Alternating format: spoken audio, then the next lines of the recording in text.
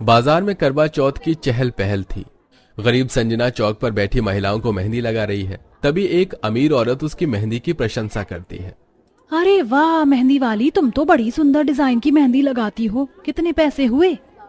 जी, अपने दोनों हाथों पर भरी हथेलियों की मेहंदी लगवाई है, इसलिए आपके 200 रुपए हुए। केवल 200 रुपए?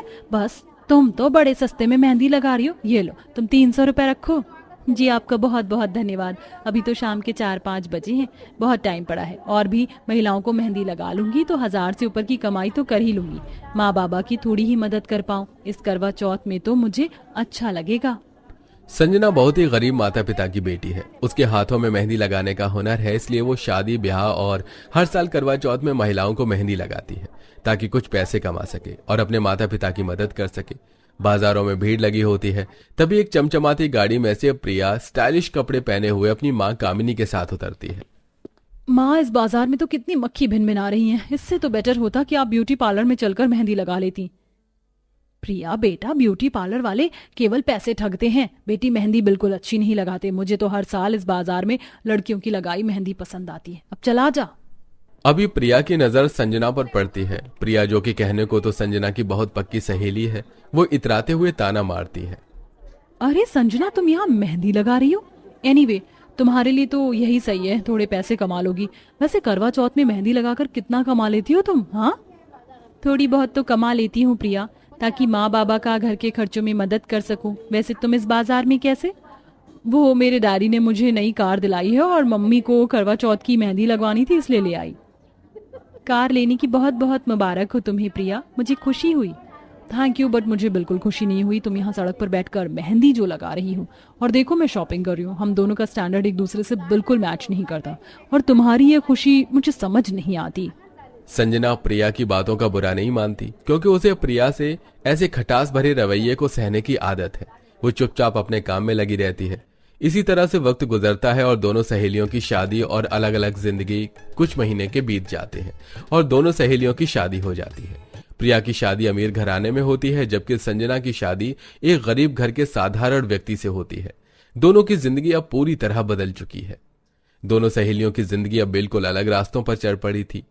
प्रिया अमीर घराने की बहू बनी, जहां उसके पास ऐशो आराम की कोई कमी नहीं थी। वहीं संजना एक गरीब परिवार की बहू बनी, जहां वो अपनी मेहनत से घर का गुजारा करती थी। राजेश, देखो मैं कितना खुशकिस्मत हूँ कि मुझे इतना ऐशो आराम मिला। तुमने मेरा हर सपना पूरा कर दिया। हाँ, तुम्हारे लिए तो सब कुछ है। मैं चाहता हूं कि तुम्हें कभी किसी चीज की कोई कमी महसूस ना हो। मनोज, हमारे पास पैसे कम हैं, पर मुझे तुम पर गर्व है कि मेहनत से हमें सब मिलेगा। संजना, तुम्हारी यही बातें मुझे आगे बढ़ने की हिम्मत देती हैं। तुमसे बेहतर साथी मुझे मिल ही नहीं सकता था। करवा चौथ से कुछ दिन पहले प्रिया अपनी नई अमीर सोसाइटी में रहने आ जाती है, जो संजना की कच्ची कॉलोनी के पास ही है। एक दिन संजना अपनी सहेली से मिलने जाती है, लेकिन जैसे ही वो प्रिया से गले मिलने की कोशिश करती है, प्रिया उसे दूर कर देती है और उसकी बेइज्जती करती है। अरे प्रिया, तुम यहाँ? मैं कितने दिनों बाद तुमसे मिल रही हूँ, आओ गले लगते हैं। क्या कर रही हो संजना? इतनी सस्ती साड़ी पहनकर मेरे पास आ गई। देखो, मैं अब इस सोसाइटी में रहती हूँ और मुझे अपनी इज्जत की परवाह है। साड़ी पुरानी सही, लेकिन दिल तो वही है प्रिया। संजना, तुम अब अपनी जगह समझो। अमीरों की दुनिया में तुम्हारा कोई काम नहीं है। संजना उसकी बातों का बुरा मानकर चुपचाप पीछे हट जाती है, लेकिन वो कुछ नहीं कहती। उसे अपनी सहेली के बदलते रवैये का दुख होता है, पर वो खुद को संभाल लेती है। करवा चौथ का दिन नजदीक आ रहा है। प्रिया अपने पति से ढेर सारे पैसे लेती है और शॉपिंग के लिए निकलती है। वो संजना को अपने साथ चलने के लिए मजबूर करती है ताकि उसकी गरीबी का मजाक उड़ा सके। संजना, चलो मेरे साथ करवा चौथ की शॉपिंग करने। मैं देखना चाहती हूँ कि तुम इस बार क्या खरीदती हो। तुम्हें मालूम है ना कि अमीरों की तरह शॉपिंग करना क्या होता है। प्रिया, मेरे पास तो बस थोड़े से पैसे हैं, मैं इतना खर्च नहीं कर सकती। ओह, बस थोड़े से पैसे? चलो मैं तुम्हें शॉपिंग दिखाती हूँ। तुम्हें भी अमीर होने का मजा लेना चाहिए। प्रिया उसे अपने साथ एक महंगे मॉल में लेकर जाती है, जहां वो महंगे गहने और कपड़े खरीदती है। संजना सिर्फ देखती रहती है, क्योंकि उसके पास इतने पैसे नहीं होते। वो बाजार की रेडी से कुछ सस्ते सामान खरीदती है और प्रिया उसे फिर से नीचे दिखाने की कोशिश करती है। संजना, तुम इस रेडी से सामान खरीद रही हो? ये तुम्हारी औकात ही दिखाती है। देखो मैंने कितना महंगा सेट लिया है। मैं अपनी औकात के हिसाब से ही चलती हूँ प्रिया। मेरे पास जो है उसी में खुश हूँ। खुश? तुम इस तरह कैसे खुश हो सकती हो? मैं तो इतने पैसे कमा कर भी कभी संतुष्ट नहीं होती। करवा चौथ का दिन आ जाता है। प्रिया का घर सज धज कर तैयार हो चुका है और उसके पास ढेर सारे गहने और कपड़े हैं। दूसरी ओर संजना के पास साधारण साड़ी और कुछ चूड़ियां हैं, पर वो पूरी श्रद्धा से अपना व्रत रखती है। देखो संजना, मैं कितनी सुंदर दिख रही हूँ। तुम्हें पता है मेरे पति ने मुझे ये सब कुछ दिलवाया है। तुम्हारा पति तो कुछ भी नहीं कर सकता है ना? प्रिया, मेरे पास ज्यादा कुछ नहीं है, लेकिन मेरे पति ने जो भी किया मैं उससे बहुत खुश हूँ। मेरे लिए उनका प्यार सबसे बड़ा तोहफा है। तुम सच में अजीब हो संजना, इतने कम में खुश कैसे रहती हो?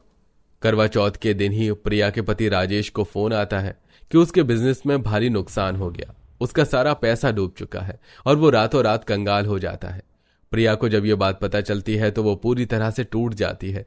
उसकी सारी ऐशो आराम की दुनिया बिखर जाती है। प्रिया, हमें बहुत बड़ा नुकसान हुआ है। हमारा बिजनेस डूब गया है। अब हमारे पास कुछ भी नहीं बचा। हमें सब कुछ बेचना पड़ेगा। क्या? ये कैसे हो सकता है? तुमने कहा था कि हमारा बिजनेस सबसे अच्छा चल रहा है। अब मेरे सारे सपने, मेरे सारे गहने और कपड़े, अब मैं क्या करूंगी? मैं भी कुछ नहीं कर पा रहा हूं प्रिया। हमें बहुत नुकसान हुआ है। अब हमें नई शुरुआत करनी पड़ेगी। मैंने हमेशा अपनी सहेली को उसकी गरीबी के लिए ताने मारे और अब मैं खुद उसी स्थिति में आ गई हूँ। दूसरी ओर संजना के पति मनोज का मिठाइयों का कारोबार अचानक से चलने लगता है।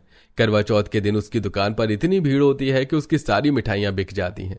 वो इतनी अच्छी कमाई करता है कि वो एक बड़ी दुकान खरीदने का फैसला करता है। संजना, हमारे सारे सपने सच हो गए। आज की कमाई से मैं एक बड़ी दुकान खरीद रहा हूँ। अब हमारी जिंदगी बदल जाएगी। भगवान का शुक्र है मनोज, मेहनत का फल मिलता है और अब हमारे पास वो सब कुछ है जिसकी हमें जरूरत थी। अब मैं अपनी मिठाइयों की दुकान को और भी बड़ा बनाऊंगा ताकि हम आराम से रह सकें। तुम्हारी मेहनत रंग लाई है मनोज। हमें जीवन में बस धैर्य रखना होता है। प्रिया की दुनिया टूट चुकी है। वो अब गरीब हो चुकी है और उसे समझ में नहीं आ रहा है कि वो कैसे इस नई स्थिति का सामना करे। तब संजना उसके पास जाती है और उसकी मदद के लिए हाथ बढ़ाती है। संजना, अब मेरे पास कुछ भी नहीं बचा। मैंने तुम्हारा हमेशा मजाक उड़ाया, तुम्हें नीचा दिखाया। अब देखो मैं खुद इस हालत में हूँ। तुम्हारे बिना अब मैं कुछ भी नहीं कर सकती। प्रिया, दोस्ती में अमीरी गरीबी मायने नहीं रखती। जो हो गया उसे भूल जाओ। मैं हमेशा तुम्हारे साथ हूँ, चाहे कुछ भी हो जाए। हमने साथ में बचपन बिताया है और एक दूसरे का साथ हमेशा निभाएंगे। मैंने अपने घमंड और दौलत के पीछे जो रिश्ते खो दिए उसकी सजा मुझे मिल चुकी है, पर तुमने मुझे दिखाया कि सच्ची दोस्ती किसे कहते हैं। सच्ची दोस्ती वही है जो मुश्किल वक्त में भी साथ खड़ी रहे। मैं तुम्हारे साथ हूँ और हम मिलकर सब ठीक कर लेंगे। सच में तुम मेरी सच्ची दोस्त हो। तुमने मुझे वो सबक सिखाया जो मुझे पहले से सीख लेना चाहिए था। प्रिया अब समझ चुकी है कि सच्ची खुशी अमीरी में नहीं बल्कि अच्छे रिश्तों और सच्ची दोस्ती में है और वो संजना का आभार व्यक्त करती है और उसे दिल से गले लगा लेती है।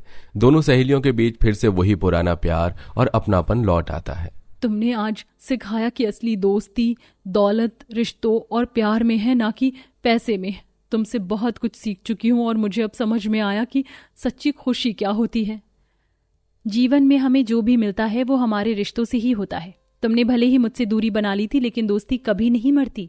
संजना, तुम सच में एक सच्ची दोस्त हो। अब मुझे एहसास हो गया कि मैंने कितनी बड़ी गलती की थी। अब मैं ये सब छोड़कर नए सिरे से शुरुआत करना चाहती हूँ।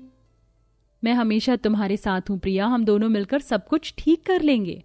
इसी के साथ अंत में दोनों सहेलियां अपने अपने पतियों के साथ करवा चौथ का व्रत खोलती हैं। अब प्रिया को दोस्ती का महत्व समझ में आ गया है कि सच्ची दोस्ती और प्यार से बड़ी दुनिया में कोई दौलत नहीं होती। वेल दोस्तों, क्या आपको भी लगता है कि एक अमीर दोस्त किसी गरीब का कभी दोस्त नहीं बन सकता? अगर हाँ तो कमेंट बॉक्स में उसका रीजन जरूर बताइए।